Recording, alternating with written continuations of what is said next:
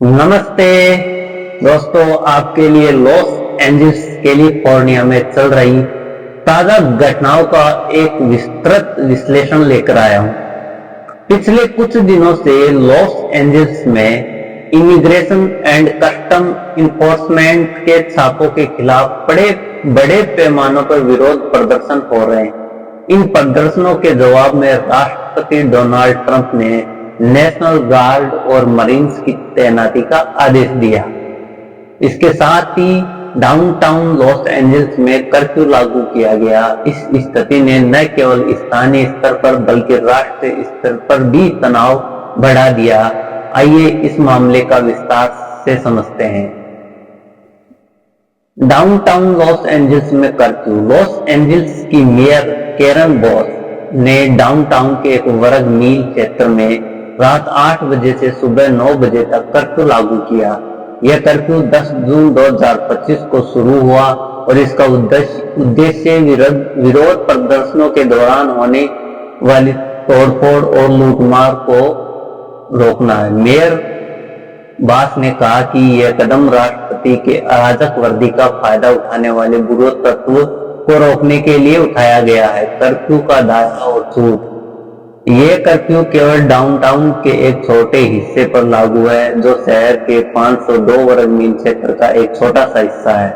इसमें छूट उन लोगों को दी गई है जो इस क्षेत्र में रहते हैं, काम करते हैं, आपातकाल सेवाओं में है या मान्यता प्राप्त मीडिया से है।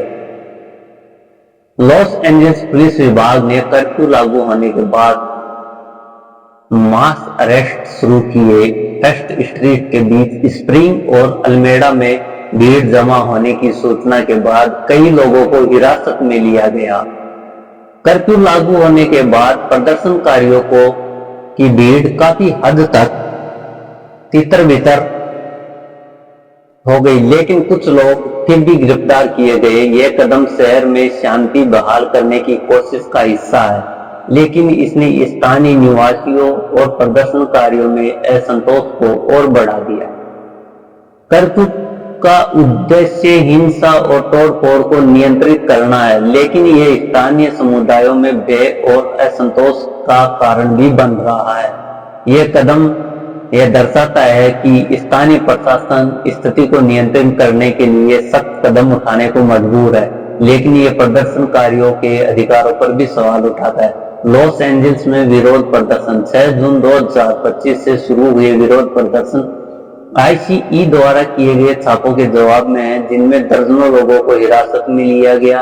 ये प्रदर्शन मुख्य रूप से डाउनटाउन लॉस एंजल्स में केंद्रित है, विशेष रूप से metropolitan detention centre federal building के आसपास।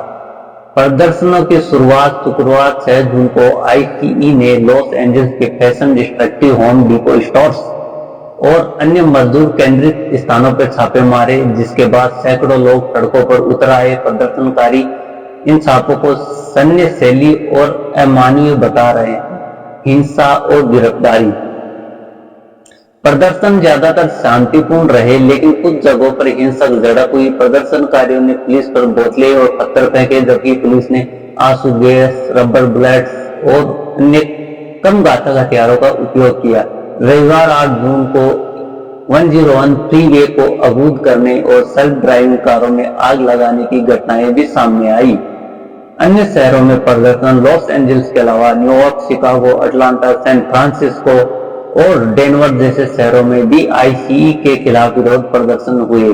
न्यूयॉर्क में पोले स्क्वायर में हजारों लोग जमा हुए, जबकि शिकागो में प्रदर्शनकारियों ने आईसीई आउट ऑफ शिकागो जैसे नारे लगाए।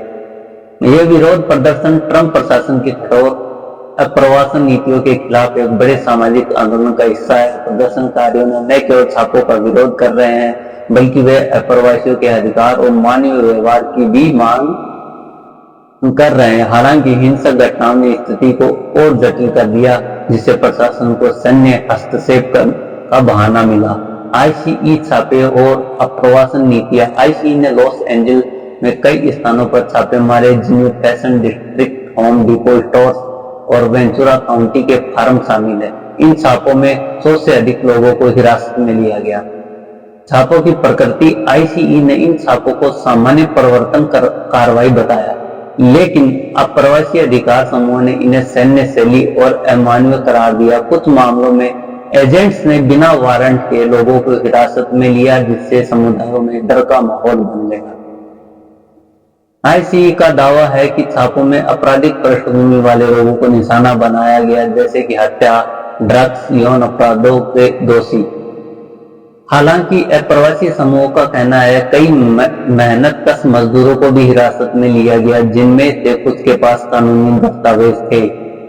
इन छापों ने स्थानीय समुदायों में भय और अनिश्चितता पैदा की। Los Angeles unified school district ने नाउ योर राइट्स कार्ड वितरित किए ताकि लोग आईसीई एजेंट्स का सामना करने पर अपने अधिकारों का उपयोग कर सके। आईसीई छापे ट्रंप प्रशासन की मास डिपोर्टेशन नीति का हिस्सा है, जिसका लक्ष्य प्रतिवर्ष 10 लाख अवैध अप्रवासियों को निर्वासित करना है। यह नीति अप्रवासी समुदायों में भय पैदा कर रही है, सामाजिक तनाव को बढ़ा रही है। साथ ही यह सवाल उठता है कि क्या ये छापे वास्तव में अपराधियों को लक्षित कर रहे हैं या सामान्य मेहनतकश लोगों को निशाना बनाया जा रहा है। मरीन्स और नेशनल गार्ड की तैनाती।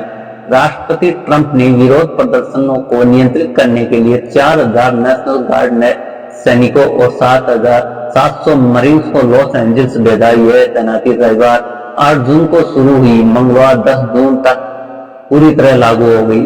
तैनाती का उद्देश्य था, पेंटागन के अनुसार यह सैनिक फेडरल संपत्ति और कर्मियों की सुरक्षा के लिए तैनात किए गए हैं। कुछ मामलों में नेशनल गार्ड ने आईसीई एजेंट्स को सुरक्षा प्रदान की, लेकिन उनकी गिरफ्तारी करने की शक्ति सीमित है।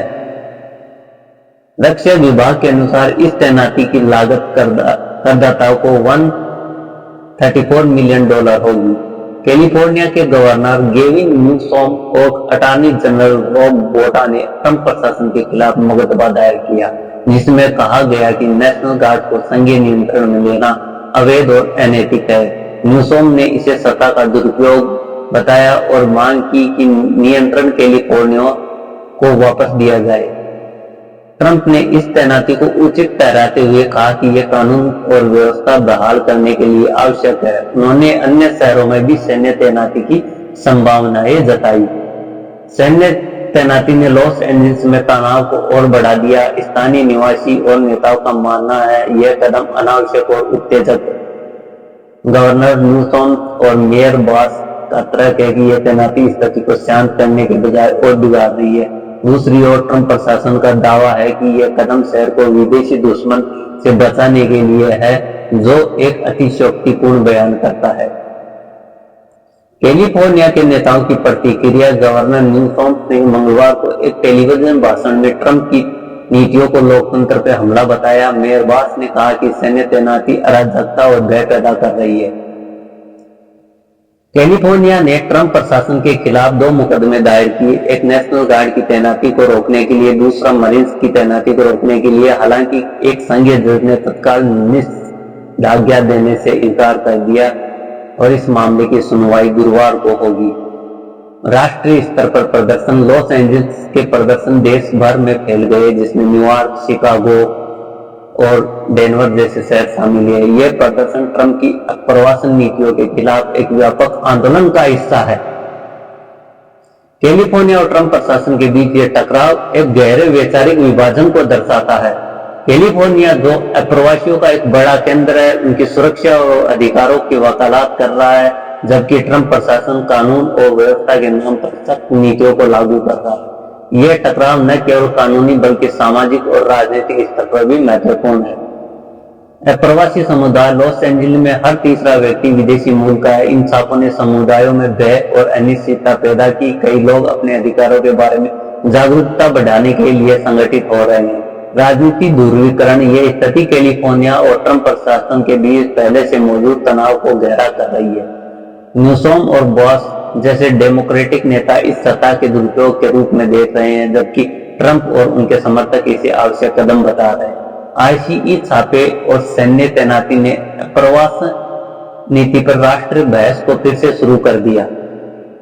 कई लोग इस मानव अधिकार का उल्लंघन मान रहे हैं, जबकि अन्य इसे राष्ट्रीय सुरक्षा के लिए जरूरी बता रहे हैं।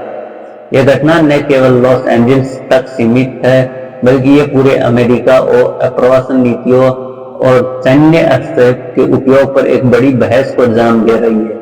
यह स्थिति सामाजिक एकता, लोकतांत्रिक मूल्यों पर भी सवाल उठाती है। लॉस एंजल्स में चल रही यह स्थिति एक जटिल सामाजिक, कानूनी और राजनीतिक संकट का प्रतीक है। आईसीई छापों ने अप्रवासी समुदायों में भय पैदा किया, जबकि विरोध प्रदर्शनों ने स्थानीय संघीय प्रशासन के बीच टकराव को बढ़ा दिया। कर्फ्यू और सैन्य तैनाती ने स्थिति को और जटिल कर दिया, जिससे शांति और व्यवस्था बहाल करने की चुनौती बढ़ गई। कैलिफोर्निया के नेताओं का मानना है यह कदम अनावश्यक उत्तेजक है, जबकि ट्रंप प्रशासन इसे कानून व्यवस्था के लिए जरूरी बता रहे हैं।